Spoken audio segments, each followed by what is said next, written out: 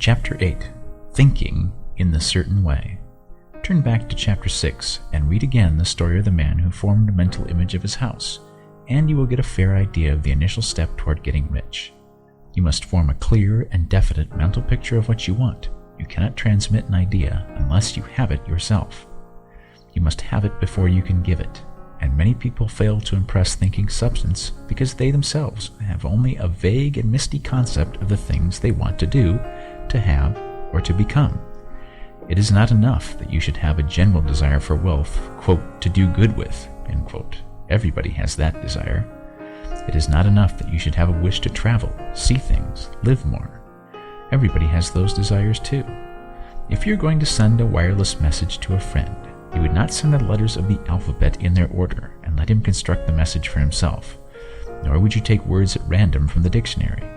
You would send a coherent sentence, one which meant something. When you try to impress your wants upon substance, remember that it must be done by a coherent statement. You must know what you want and be definite. You can never get rich or start the creative power into action by sending out unformed longings and vague desires. Go over your desires just as the man I have described went over his house. See just what you want and get a clear mental picture of it as you wish it to look when you get it. That clear mental picture you must have continually in mind, as the sailor has in mind the port towards which he is sailing the ship.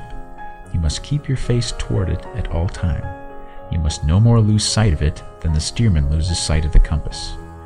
It is not necessary to take exercises in concentration, nor to set apart special times for prayer and affirmation, nor to go into the silence, nor to do occult stunts of any kind. Their things are well enough, but all you need is to know what you want, and to want it badly enough so that it will stay in your thoughts. Spend as much of your leisure time as you can in contemplating your picture, but no one needs to take exercises to concentrate his mind on a thing which he really wants. It is the things you do not really care about which require effort to fix your attention upon them. And unless you really want to get rich, so that the desire is strong enough to hold your thoughts directed to the purpose as the magnetic pole holds the needle of the compass, it will hardly be worthwhile for you to try to carry out the instructions given in this book. The methods herein set forth are for people whose desire for riches is strong enough to overcome mental laziness and the love of ease and make them work.